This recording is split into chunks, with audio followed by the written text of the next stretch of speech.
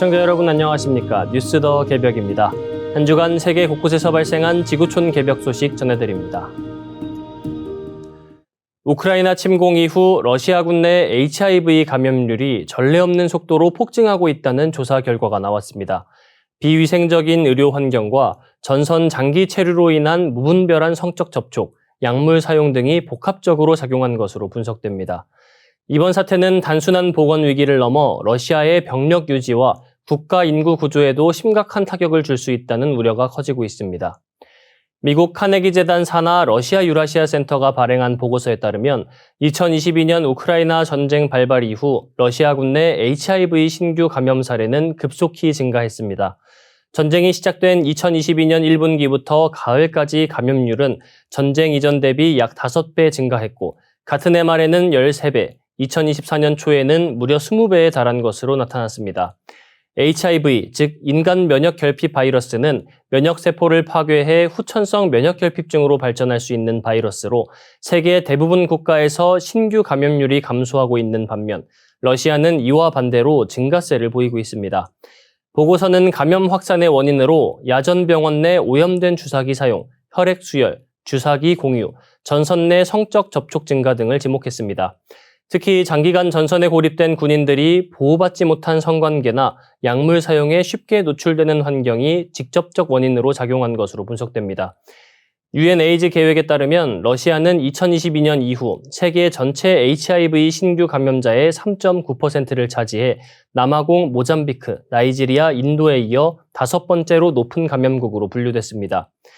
연간 감염자 수는 5만에서 10만 명에 이르는 것으로 추산됩니다.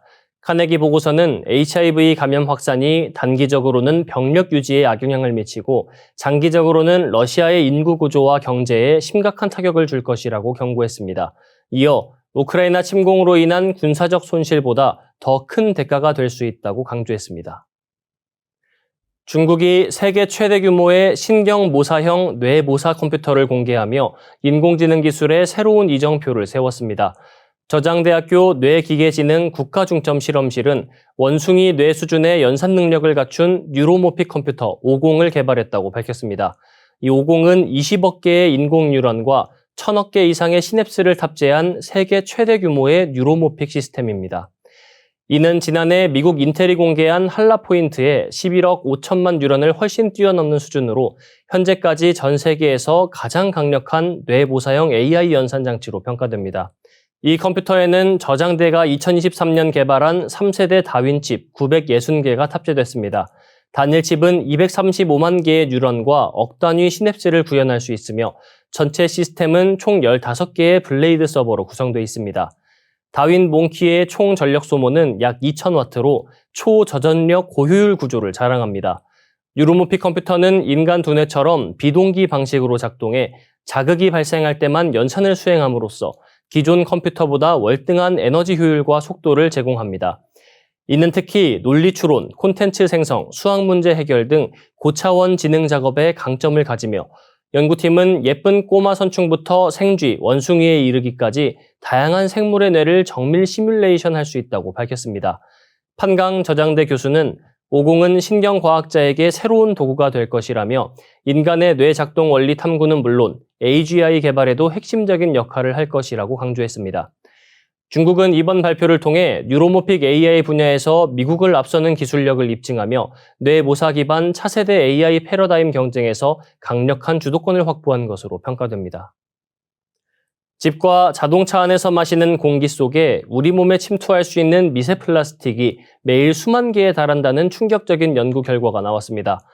프랑스 툴루즈 대학교가 이끄는 국제공동연구팀은 7월 30일 국제약술지 플로스1에 발표한 논문에서 사람이 일상적으로 흡입하는 1에서 10 마이크로미터 크기의 미세 플라스틱이 하루 약 6만 8천 개에 달할 수 있다고 밝혔습니다. 이는 기존 추정보다 최대 100배 많은 수준입니다. 이번 연구는 실내 공기 중 미세 플라스틱을 정밀하게 분석한 최초의 시도로 자동차 내부와 아파트 거실 등에서 총 16개의 공기 샘플을 채취해 라만 분광법으로 측정했습니다. 라만 분광법은 빛을 시료에 쏘아 산란되는 에너지 변화를 분석함으로써 시료 속 물질의 화학적 특성을 파악하는 방식입니다. 분석 결과 공기 중 미세 플라스틱 입자의 대부분은 직경 10마이크로미터 이하였으며 특히 1에서 10마이크로미터 범위의 초미세 입자 비중이 높았습니다. 이들 초미세 입자는 폐 깊숙이 침투할 수 있어 산화 스트레스와 면역체계 손상, 장기 질환을 유발할 수 있다는 우려가 제기되고 있습니다. 연구진은 기존 미세 플라스틱 연구는 주로 20에서 200마이크로미터 크기의 입자에 초점을 맞췄지만 실제 건강 위험은 이보다 훨씬 작은 입자에서 비롯된다고 강조했습니다. 또한 차량 내부의 공기 중 미세 플라스틱을 측정한 것은 이번이 처음이라며 실내 공기가 인체 미세 플라스틱 흡입의 주된 경로임에도 불구하고 지금까지 과소평가되어 왔다고 밝혔습니다. 이번 연구는 일상적인 실내 공간이 우리가 인식하지 못했던 미세 플라스틱 노출의 주요 환경임을 재확인시켜줍니다. 전문가들은 향후 공기청정 기술 개발과 실내 환경 기준 마련이 시급하다고 지적하고 있습니다. 지금 이 순간에도 우리가 들이마시는 숨 한 모금이 어떤 영향을 미칠지 재평가가 필요한 시점입니다.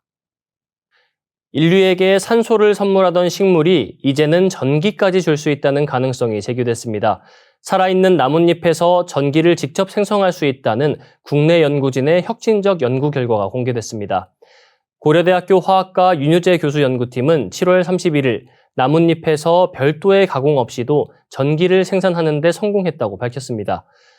연구진은 인도 고무나무의 나뭇잎에서 최대 7V에 달하는 전압을 측정했으며 살아있는 잎에서도 꾸준히 약 45mV의 전기가 발생하는 현상을 확인했습니다.